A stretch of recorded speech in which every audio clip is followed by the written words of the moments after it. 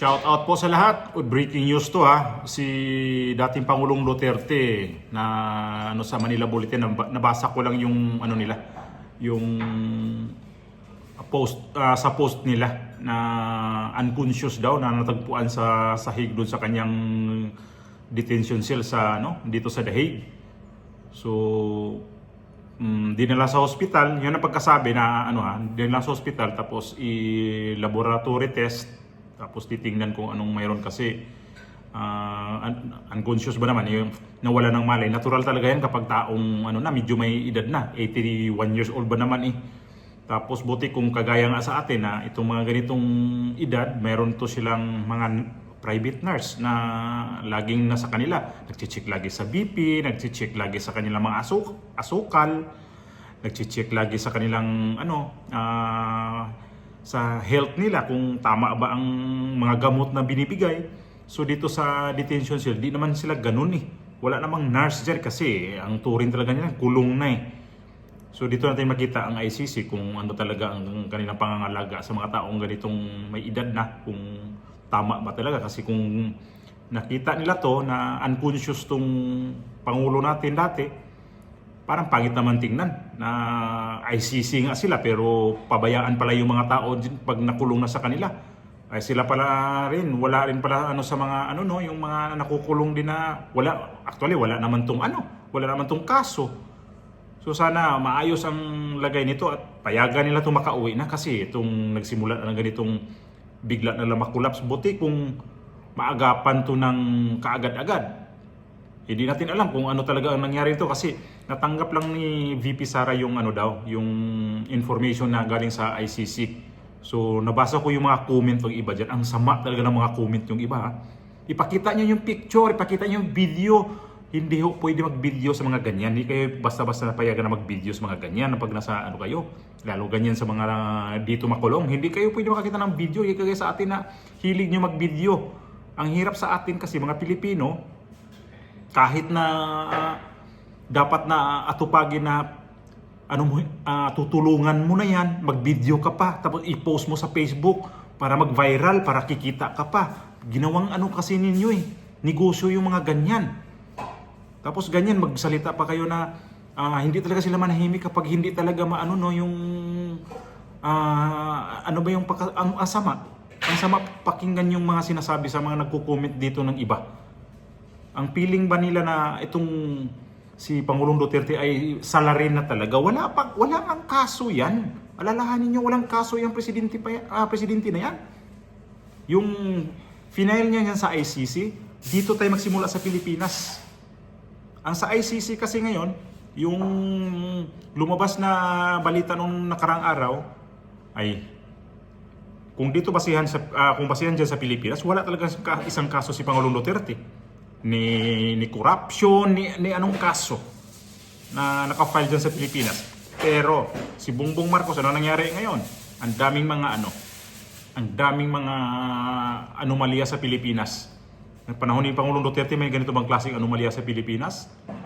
Ang pag mag-comment tayo, ako, kung mag-comment man lang na hindi, kung mangyari man to kay Bongbong Marcos, hindi rin ako ganun, parang ko na talaga, i-murder ko na talaga, sobra na sa edad ni Bongbong Marcos na ganito. Pagdasalan na natin na maayos ang kanyang kalagayan, pero ganyan na na ipakita yung video, palibhasa kasi mga Pilipino, lahat na kasi nagva-vlog, kaya gustong-gusto talaga yung mga ganyan na, ayan, may mga aksidente, tutulong ka na nga lang videohan mo pa. Ay, ngayon lang to nangyari. Ang naman mga ugali ng mga Pilipino ang kadiri naman talaga Sa halip na tutulong ka muna bago ka mag-vlog diyan, bago mag-video. Ang daming ganyan ngayon na imbis na tutulong na lang sa tao, na nakita mo diyan na gaya na unconscious, ay i-video pa. Tapos i-upload para sabihin na ay ako nakakita niya, may ako niyan. Ang dami ko nakikita ng ganyan. Hindi lang sa ibang tao, kamag-anak ko pa mayroong mga ganyan.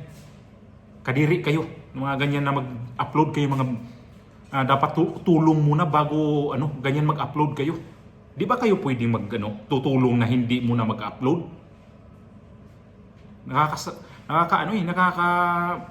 sakit sa mata ng mga ganyan. Ayoko sa totoo lang, hindi ko pinapanood ng mga ganyan na nag-a-upload na tumutulong kasi pakitang tao lang yan.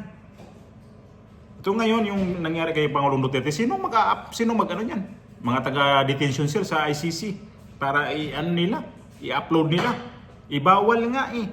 Ultimo nga mag-usap tungkol sa politika sa kanilang pamilya mismo ni Pangulong Duterte, hindi nga papayagan ng ICC.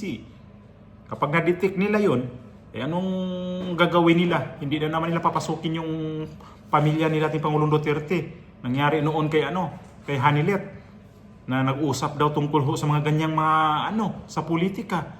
Ban siya ng isang linggo yata. Hindi pinapapasok sa detention cell. Tapos ang iba dyan, magsabi pa, videohan nyo, picturean nyo kung talagang para maniwala kami. Eh ang ugali nyo, hindi maganda talaga yan. So, yun nga, balikan natin yung pagkasabi na natagpuan na lang sa sahig sa kanyang detention cell. Itong si dating Pangulong Duterte na unconscious na wala na nga malay. Di natin alam kung anong forma, nakatao ba, nakatihaya o na sub-sub ba yung mukha. Hindi natin alam kasi di naman detalyado pa kasi ito nangyari ngayon. Tapos, nasa dinala sa hospital para i-laboratory kung ano talaga ang makikita sa kanilang laboratory. So, abangan na lang natin. Huwag na tayong kung ayaw nyo na magkomento sa dating Pangulong Duterte, ayaw nyo to sa kanya, di huwag kayo magkomento ng masama. Kasi, ang pangit tingnan dating presidente natin, di naman siguro talaga to kagaya ngayong administrasyon na sobrang garapal ang korupsyon nung panahon ni dating Pangulong Duterte. Saan ba nagsimula ang korupsyon nung itong Pangulong Marcos na? Noong pagbaba ni dating Pangulong Duterte, doon sila naglipa na ang korupsyon talaga. Doon sila kurakot ng kurakot. So, ito yung balita ngayon na hindi maganda para sa ating pakinggan kasi ganito na nalalaman natin na unconscious siya.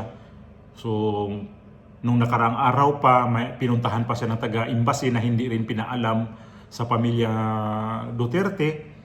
Di baka ito na yun, madugtong-dugtong natin kung ano ba talaga ang pagpunta noong nakaraang araw doon sa mga taga-embassy sa detention ni Pangulong Duterte at pagkasunod na mga araw, ito na yung nangyari. Unconscious siya. Wag naman sana yung naisip ko na wag naman sanang may nilagay sila doon sa loob para magkaroon ng ganito ang kalagayan ni dating Pangulong Duterte. Di naman natin alam kasi kung ano ang pakay talaga nila, kung okay ba yung pagpunta nila, nag-check ba talaga sila o mayroon silang iba pang plano para talaga maano nilang dating Pangulong Duterte. Ito na ngayon. Nangyari na nga na bigla na lang na flash report ito na hindi daw maganda ang pagkakita sa kanya kasi nakasubsob doon sa sahig itong dating Pangulong Duterte sa kanyang detention cell. Pagdasalan natin ang ating Pangulong Duterte.